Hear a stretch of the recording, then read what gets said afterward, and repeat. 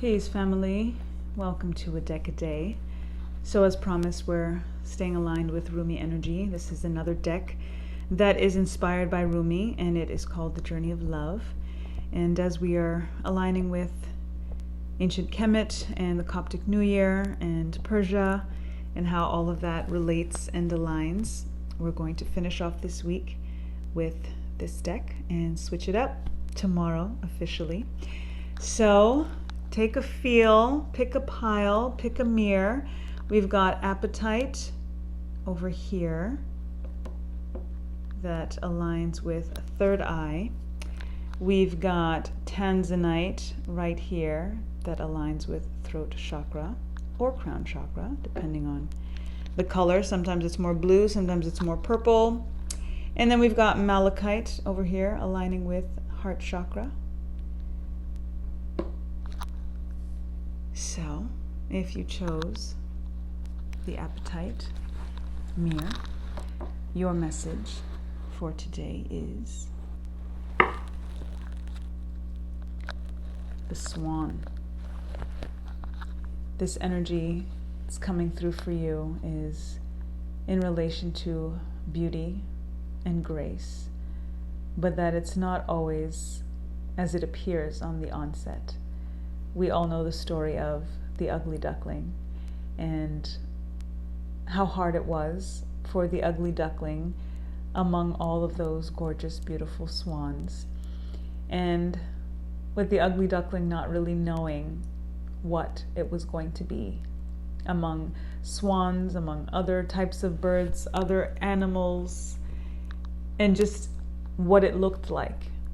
This is also a message for us not putting so much energy into physical appearance and to be more focused on the internal, but knowing that regardless of what is on the exterior, it really is about how we think and feel about ourselves. And it's also a message of not judging a book by its cover, and that sometimes there are growing pains, and sometimes people are still kind of coming through to become who they're meant to be. You know, the notion of ugly could also be a spiritual internal thing in regards to a lot of us transitioning right now and trying to get to a higher spiritual place, and that right now we're still making certain decisions that are low vibration, whether it's fear, whether it's doubt, whether it's anger, greed, animosity, ego, etc. And I do believe that you're going to come out of that. I do believe that whatever ugly duckling stage that you're in right now, that you're going to find yourself in this beautiful, beautiful space. And again, the ugly duckling I mentioned earlier, and I correct myself in terms of being judged by all the beautiful swans. The ugly duckling was mistakenly with ducks, and as a result, it didn't look like the other ducklings. So it was kind of frowned upon and all of that stuff. And oftentimes that's where we are as a black sheep, feeling like we're standing out, that we're not looking the way the others look. And it's so important for us to just be confident in who we are and know that we are going to absolutely spread our wings and become the swans that we are supposed to be. So I hope that resonates with you.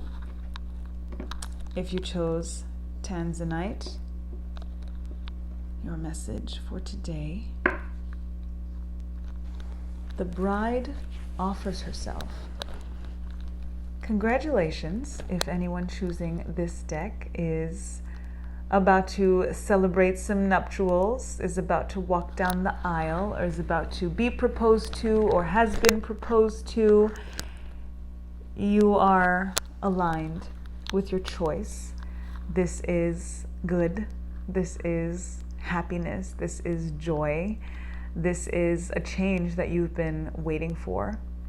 I'm also getting Oya energy coming through here as she appeared yesterday in regards to the rainbow colors in that garb, in that dress, and Oya being the Orisha of the winds of change and that tornado that comes sweeping through and brings us from one place to another place.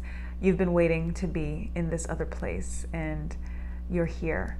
The bride energy doesn't also have to be in regards to an actual marriage, but just in regards to a commitment.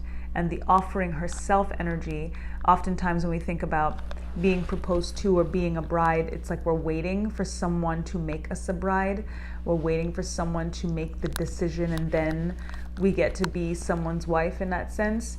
And the offers herself energy is what's standing out to me in regards to as if it's her choice, as if she's kind of making the call. This could also be, if it is in alignment with an actual engagement, that maybe you'll break status quo and you'll be the one to propose to him. You know, if this is a female particularly that chose this card right now, and that's, you know, on the verge of wondering, should I, shouldn't I? Am I going to take away his masculinity if I do this? It may not also be about setting up this whole public, you know, display of an engagement, but maybe opening up the conversation and finding out if you guys are on the same page. Sometimes when communication doesn't happen, people are hesitant to actually initiate and bring it up, but you may also be missing out the fact that you may be aligned and on the same page, but you're just not talking about it to know that. So yeah, the offering itself, you know, offering of herself and the energy of herself is also obviously standing out in regards to this. If you're a gentleman watching and you may be questioning if she'll be ready, if she's ready, I think she's ready. I think she's ready. I think y'all are ready. Whatever it is in regards to that commitment energy, it feels like a go. It feels like a yes, a she said yes kind of energy. So congratulations. If you chose Malachite, then your message for today, Rings of Time. Rings of Time energy that's coming through for me is divine timing, is the spiral energy, the eternity energy. When you think of rings, it's also aligning with that bride offers herself, right? When we think about the ring symbolizing eternity, symbolizing that notion of forever, of commitment. And you know, when I hula hoop, I align with eternity energy, with the sacred circle and what the circle represents, with no beginning and no end. And I manifest while I'm hooping just because of that cyclical nature of things, that circle of life energy that we can tap into so tangibly. And you know, this Rings of Time energy is coming through in regards to that too, because of the alignment with the universe and how many things in the universe are round, you know, and are like cyclical, and that are circle. We think about the rings of Saturn, you know, alignment. We think about the planets, we think about the moon, we think about, you know, the stars, and so many energies, so many entities have that no beginning, no end, you know, circle aspect. We even think about the rotation of the planets around the sun and all of that. You know, it is a rotation. It is, we think about circumference, we think about diameter, we think about core, you know, of a planet. And it has very much, you know, of a rings energy, of layers, of that roundness, of that circle being aligned with eternity and forever and infinity. So align with that energy. Know that you are part of the universe, as we say, as above, so below. But it is so much closer than that, because when we say as above, so below, we forget that we're actually right in line with these planets in this galaxy, you know, and we are one of many galaxies.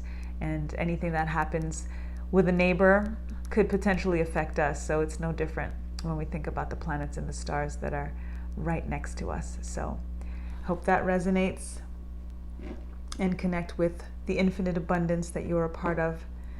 All of you, absolutely. And let's just remember again to get back to natural. Peace.